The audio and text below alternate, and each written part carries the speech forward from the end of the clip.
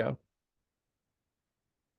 Okay, we're back. Day two, or part two of an interview with Fritz Springmeier, an expert on the Bloodlines Illuminati as well as mind control. Fritz, when we left off, we were just getting into Donald Trump territory. He was certainly somebody on my list that we wanted to talk about. I have to say, like it ended with a cliffhanger. You saying that the attempted assassination was a psyop, it sounded like, which a lot of people have been talking to me about, and I don't want to believe it, but lay it on me, man. What do you got to say about this Trump assassination and Trump in general, the man of the guy who did this shooting, or at least that's what we're told, because right now the mainstream narrative is that there was only one shooter, but he climbed up there.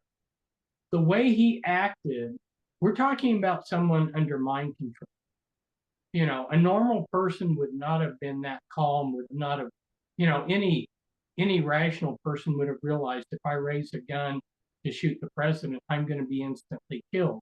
They'd have been out of their mind with fright, you know. Uh, and this shooter went repeatedly to the FBI building there, and prior to this. So we're looking at someone that was under mind control. The FBI is unfortunately is a big offender in terms of this trauma-based mind control. And the CIA was created by the Illuminati. Go back and look at the people who created it and who they are. Go back and look who ran MI6, all these intelligence agencies, and they used to call it social, look at these people. They were elite. Victor Rothschild was big in MI6. That's just dropping a name. So why would they want to do something like this? Well, now Americans are so emotionally behind Trump that no matter what he does, they're not going to critically examine it. They're just, this guy, the Christian prophets are saying, yeah, this is a great man of God. It's crazy, all the things that they're saying. It's reached the point of idolatry, which if the Christian people that call themselves Christians want to get right with God, they're going to have to confess idolatry. So nobody's going to critically think about what he's doing. And then what does he say he wants to do? Well, Agenda 47. And what is Agenda 47? Well, if you read 900-page Heritage Foundation's Project 2025, it's almost identical. Now, Trump says, no, we're not going to do Project 2025. Okay, he can say that, but if you read the two things, Agenda 47 and Project 25, or Project 2025, they're almost identical. And what are the kind of things that they're talking about here? Why, they're going to shoot, they're going to execute drug dealers. Now, where have we seen this kind of stuff before? In Argentina, where the CIA helped a right-wing government come into power, and everybody that right-wing government didn't like, that was somebody that could oppose them, they labeled a communist and they executed. That's the power of being able to execute some group like. Is that really what we want? Is our government going around and just executing a drug dealer?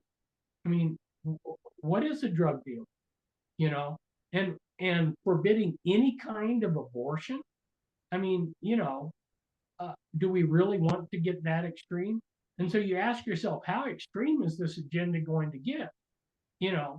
People don't realize what the Nazi government did. let's backtrack.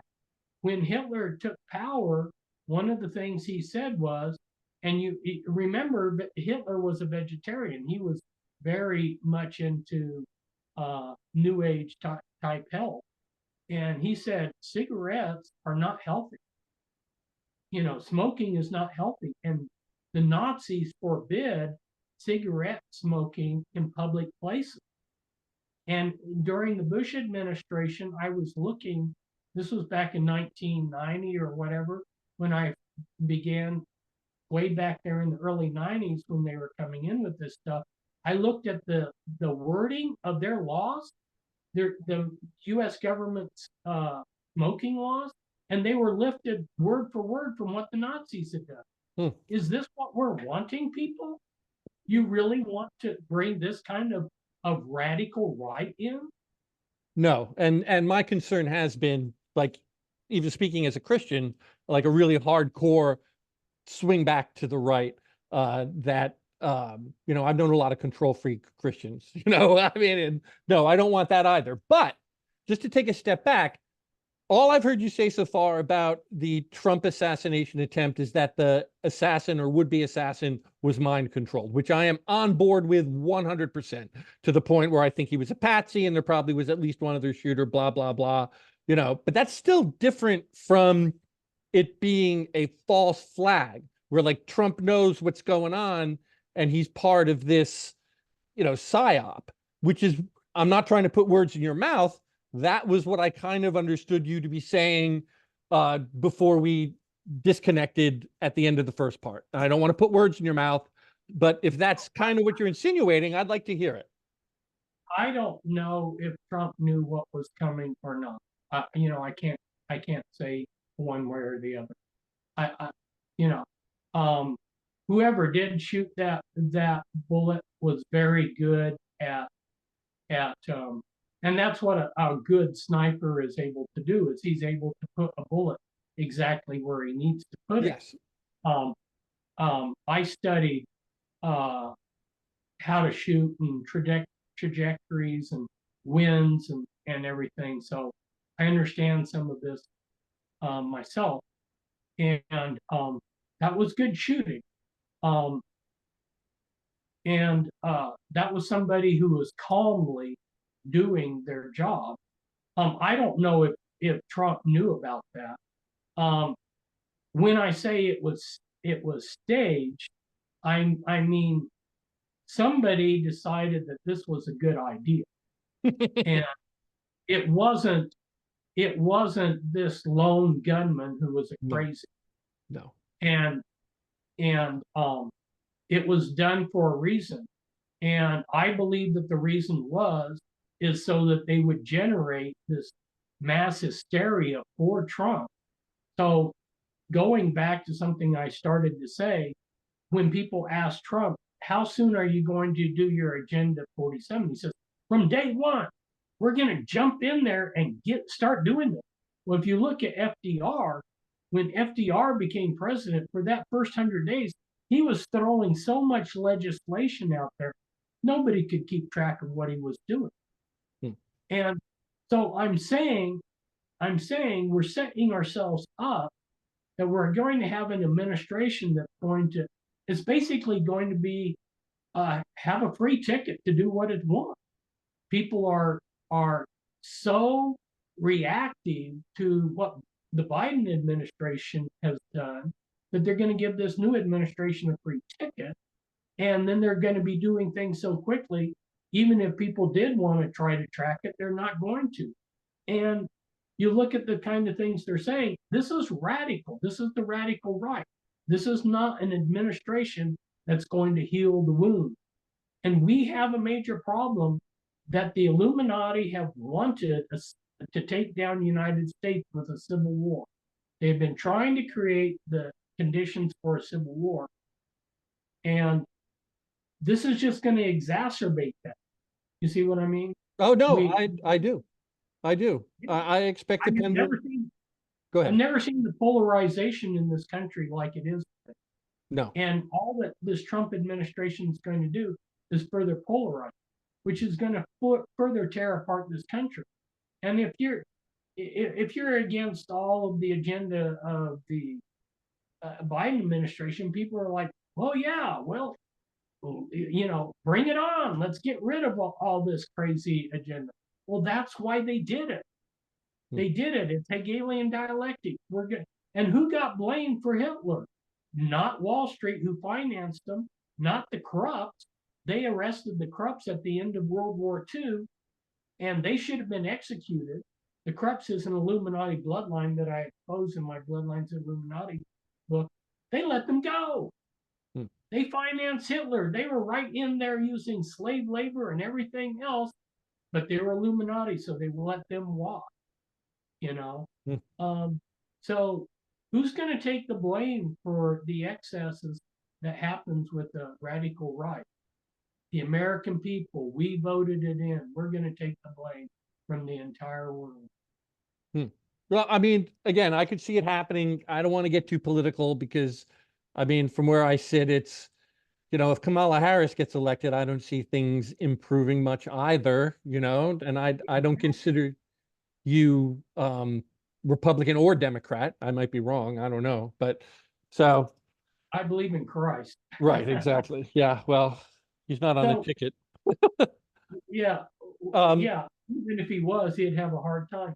So Kamala Harris, yeah, this is what when you go to deprogram these people that have trauma-based mind control, the programming sets up these double binds. If you go this way, you're binded. If you go that way, they intentionally. This is Illuminati programming. It's what they're masters of. Yes. They double bind you so that you don't see any way to go except the way that they want you to go. Right. It's perfect. I've seen this so much. It's like the lose-lose scenario. That's right. You get offered a lose-lose scenario. Yeah, exactly. And that's where we're headed. Yeah, yeah, I see it. I see it. So while we're talking about influential people, I know the Fitzgeralds and then the Kennedys were among the Illuminati bloodlines. And, having just been on the periphery of Robert Kennedy's anti-vaccine movement and some of the people who have worked with him, and just like reading his books and like checking them out. And, I used to study JFK, and I know he's not the saint that, I was presented when I was in fourth grade or anything like that. But it does at least seem to me that like the Kennedys don't want to kill us and are kind of anti-war. And so like, I'm just wondering, like, am I being played for a fool? Like, I want to like Bobby Kennedy, and I think of Pandora's box where like all this bad stuff gets out, but there is one good thing. So like, again, maybe I'm naive. Like, could one of these Illuminati families be not so bad? And can you address the whole Kennedy thing somehow for us? When I interacted with these Illuminati kingpins, they actually loathe the Kennedy bloodline. The Kennedy bloodline's been kicked out of the Illuminati. Really? Now, yeah. So I don't know. You can go back and look at so many of the Kennedy members of the Kennedy family and how they lost power through that time period. It's really amazing that Robert Kennedy's gotten where he has, Robert Kennedy Jr. I don't know. I don't know enough to say, I can't say he's a good guy. I can't say he's a bad guy. I like what he's saying. We need a middle of the road. What he's saying makes a lot of sense, but we can go back to like American when Lincoln was getting elected, they had 4 presidential candidates. They had a moderate candidate.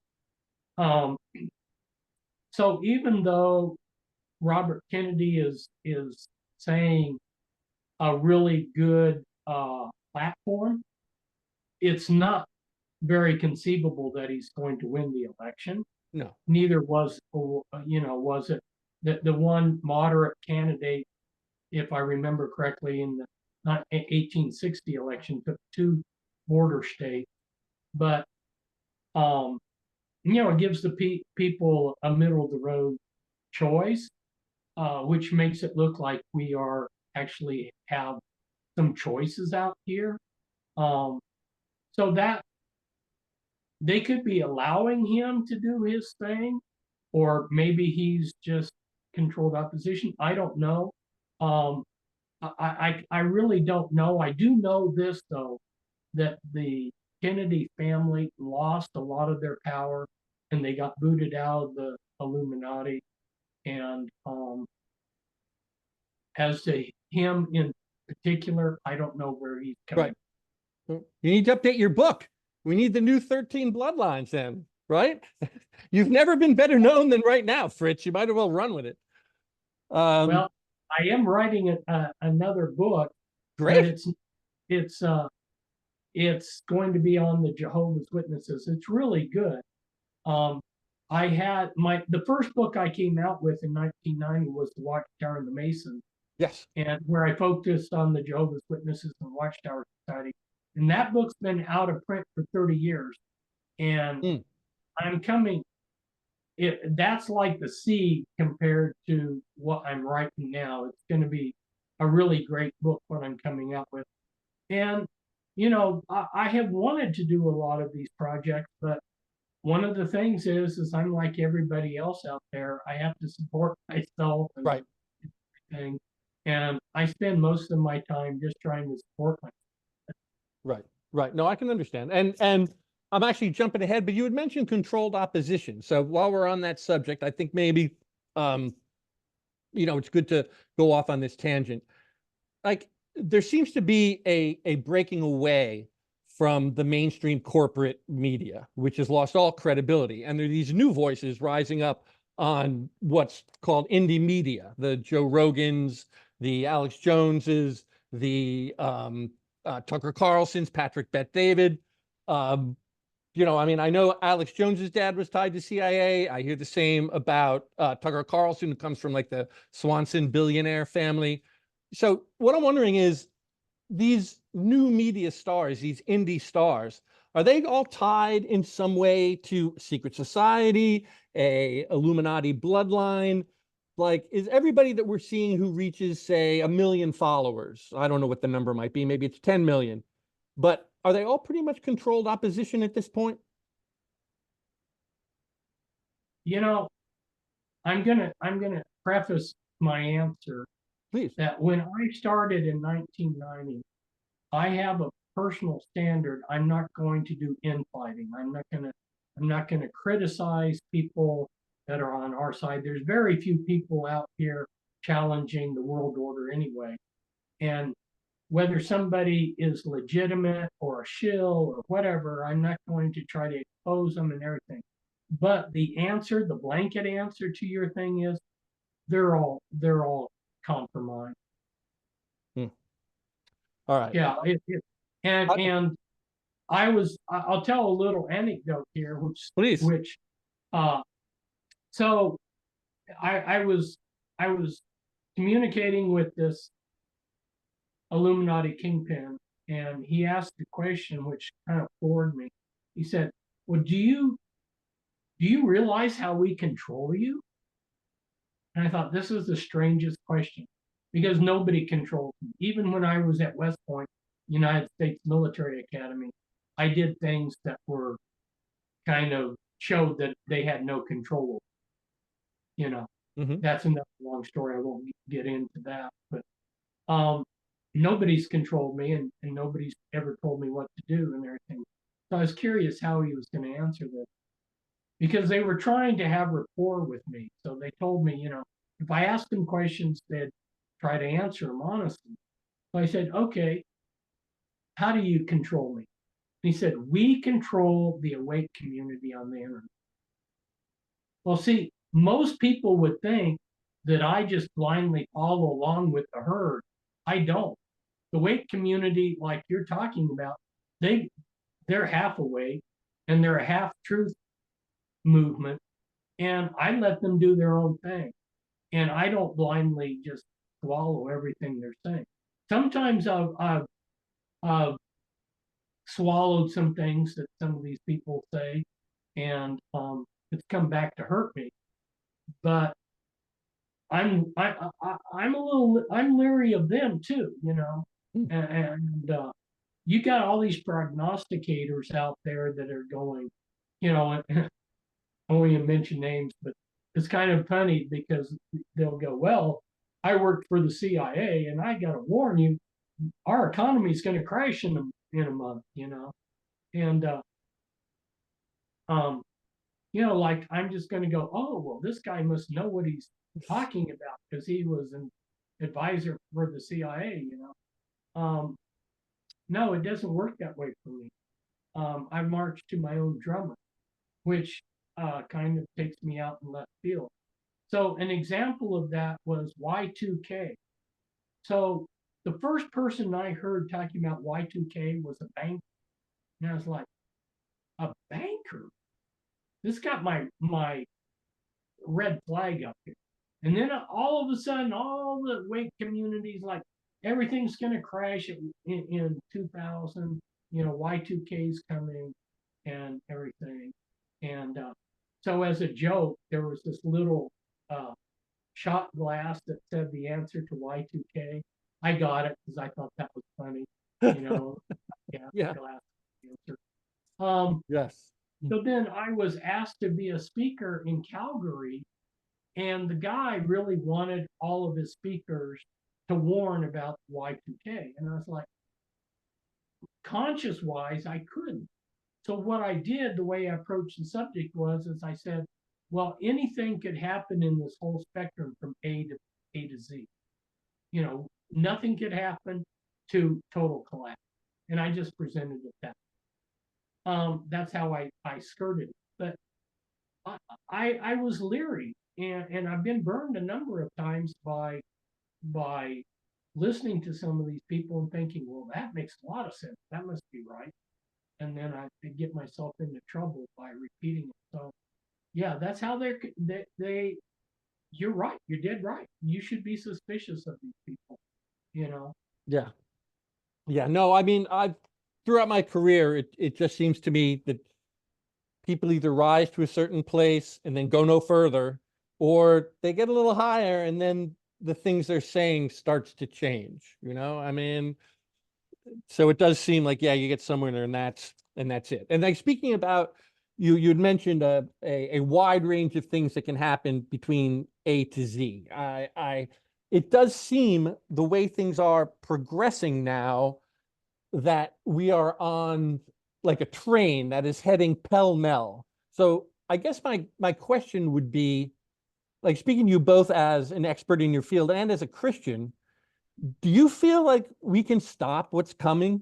Or is this it? Is this like the end times and like everything's played out? Like I don't know who can change their mind at this point. I mean, it seems to me if you can't see what's going on, you're probably never going to see it.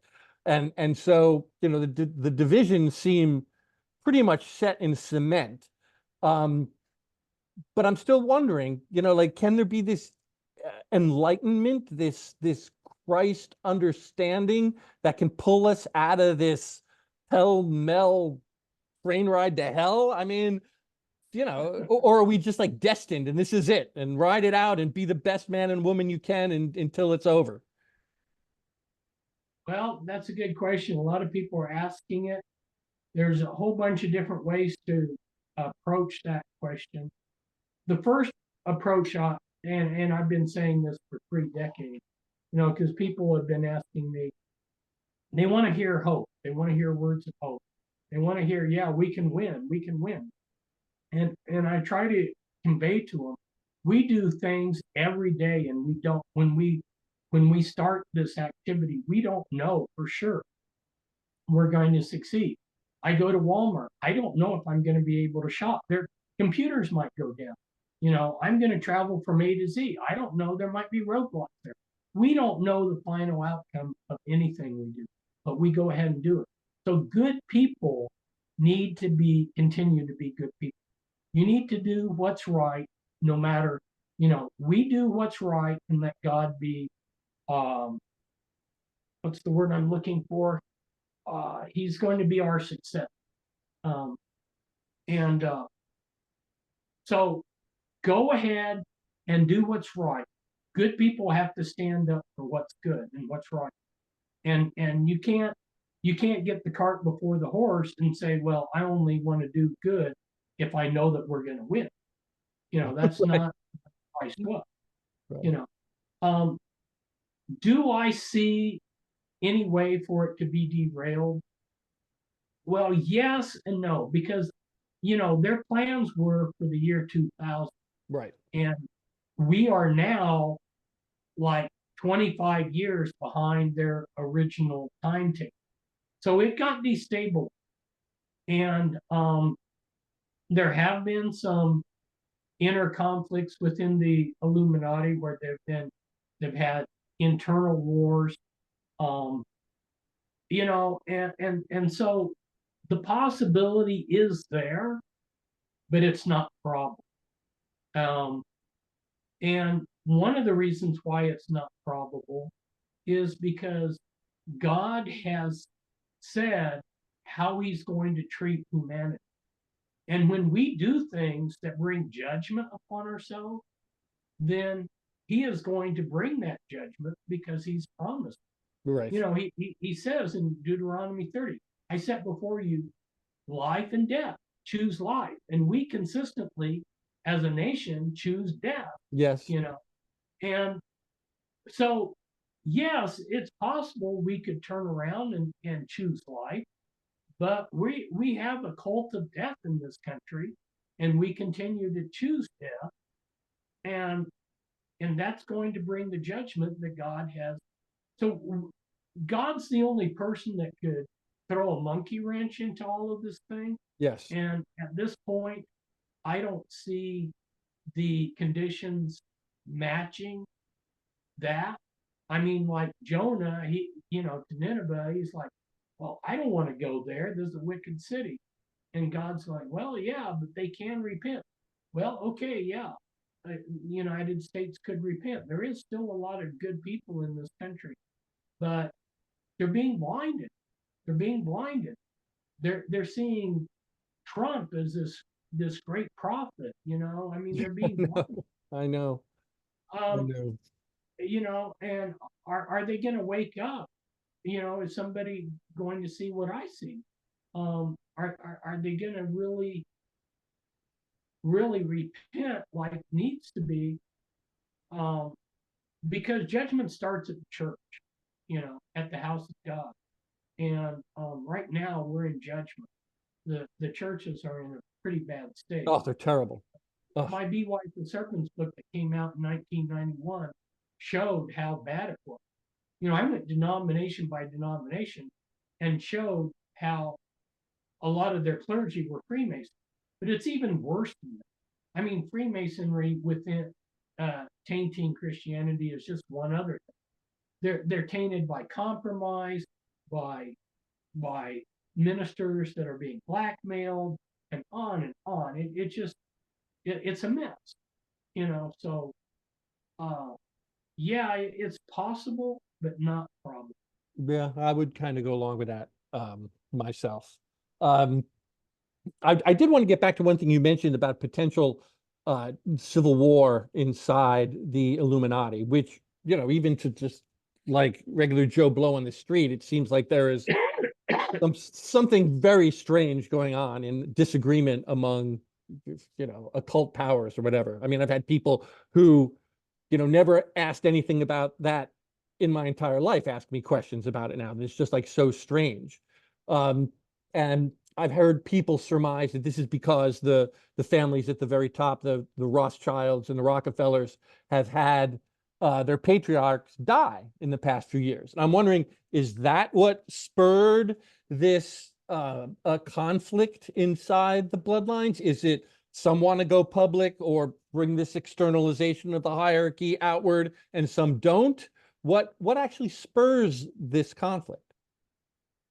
Well, several things have created conflict. One is you have, it's a common human tendency to in-group, out-group. So you had full bloods within the Illuminati. That means people that have genetics from 100% Illuminati bloodline, and then half blood. in the late 90s, you had a conflict between those, that's an in-group, out-group, that's your normal human tendency to the pride and arrogance is my group's better than yours. And then in 2003, the old guard of the top families, the three top families, they tried to pass the mantle on to their next generation, and the next generation didn't want it. So, yeah, there has been some problems bringing the new generations in line with the plan, and you wouldn't think that they would, because they use this trauma-based mind control on their own people. Right. But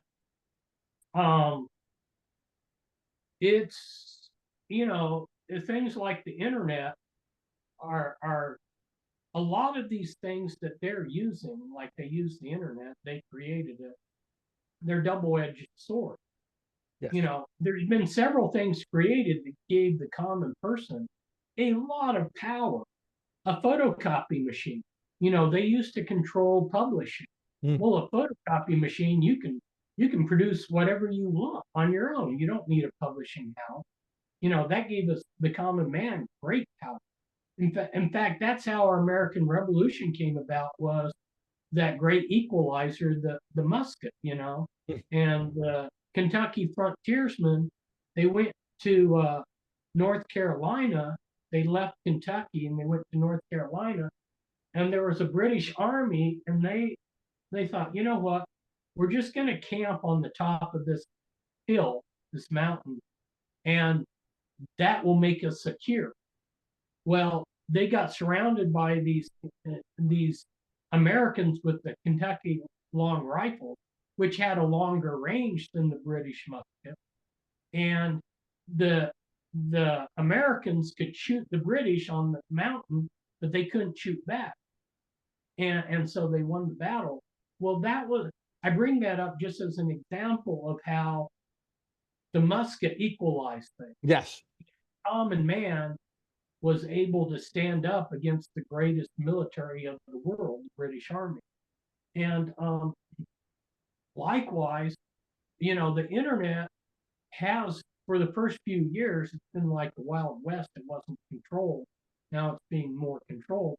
It gave us a lot of power and leverage on things. So for a while here, it's some of the things that they have created have actually, in a way, made things more loosey-goosey to control. But, Yes. eventually they'll bring everything in. They brought the Wild West, they brought it under control. Now there's no longer any Wild West. Everything's nice and controlled here in Western United States. And the same thing's going to happen, with the internet. They're bringing it under control, but for a while there's been, it's been loosey-goosey for them. So they're going through this loosey-goosey time period. Right. And this is one thing that I'd sent you several questions beforehand. And this is like kind of coming out from left field. Like everything in your book, most of the bloodlines, most of the big secret societies I see, like, is there ever anybody black? I mean, it's like, are any of the bloodlines integrate African blood? I mean, like, I know, there's the secret society, the Boule, but they seem like they're rolled under Skull and Bones. That's why, like, I've recently been pushing a thing like maybe there's this 8th secret society, or there's this new bloodline or something, because like it seems like for the first time ever in the West, black people are being influencers in the realm of power. Well, okay. And again, I know I'm catching you off. If you don't want to answer it, you don't gotta. No, I'm going to answer it. I'm just searching a little bit for how to lay it out. So these bloodlines, And people are not going to want to hear this because it's not politically correct. They want to hear that, yeah, the blacks are sharing power. No, the blacks aren't sharing power. The hierarchy at the top is white, Yeah, that's what you I know, thought. and it has been. It's the Aryan. Now this all goes back to the you can I have traced the movement of the Illuminati headquarters, or it's really the headquarters of the mystery religion, and it goes back to Baal. Okay, Yep. Balka, Baal, and the Aryans that left there went to India and became the top caste. Now the Aryans in India are white. Okay, there's black people in India. There's but they're at the bottom, and the Aryans, the top caste, go way back to these migrants from Baal, and this is what's happened. So at the top, it's the Aryans, it's the whites, but they're very smart. They realize, that we want to have control everywhere. They love power, so they're going to bring in their puppets. You go to Africa, and there are people that will sell their soul to the old colonial power. There's people that will sell their soul to the Russians or the Chinese. You know, Mhm. there's people that will sell their soul, and they're given a little piece of the action and think that they are somebody, but they're just tools to be used by the big boy. And when they're done with them, they'll toss them out, Right. and that's just the way it is. Right. No, I mean, again, I remember that big Martin Luther King biography I wrote where after his great success in the South, he went to Chicago thinking he was going to help there. And he found out like the whole Black power structure was under the thumb of, the wealthy gangs and mob, that ran Chicago. They didn't want to have anything to do with him. They undermined him, like they didn't want to help the other Black people. Thank you. So, Great example. That's yeah. exactly what I'm talking about. Yes, there you go. So we're down to like a minute and a half. And I know you got an out time with your family. So, I mean, is there anything you just like to close with, besides like the seek Christ, which, I think we are in agreement on? Wow. Uh, I just hope people would give Christ a chance. He said in John 17, basically paraphrasing, he said, want to know if my words are from God, try them. And I think Yes. that if somebody sincerely tries his words, you will see that they are divine. Um, do you want to do a third session tonight since we've only done Oh, two 40-minute sessions? no, I would love to continue for another 40 minutes. I just know that you had, family stuff. So if you needed an out, I wanted to give you an out. So that's cool. We're under a minute. Time, one Pardon? more time, and then we'll wrap it up for the night. Okay. Okay. Sounds good. All right. I'm shutting this down. We'll get back in a sec. How come I can't shut this down? See? Groundhog Day. Yeah,